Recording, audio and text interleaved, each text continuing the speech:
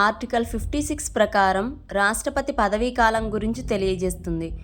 రాష్ట్రపతి పదవీ కాలం 5 సంవత్సరాలు. అయితే అతను పదవిలో ఉన్నప్పుడే రాజీనామా చేయవచ్చు. ఇంకా మహాభియోగ తీర్మానం ద్వారా కూడా తొలగించవచ్చు. లేదంటే అకాల మృతి చెందినా కూడా ఆయన పదవీ కాలం ముగుస్తుంది.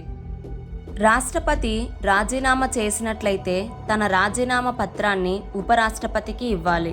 ఉపరాష్ట్రపతి పదవి ఖాళీగా ఉంటే రాజీనామా పత్రాన్ని సుప్రీంకోర్టు ప్రధాన న్యాయమూర్తికి అందించాలి.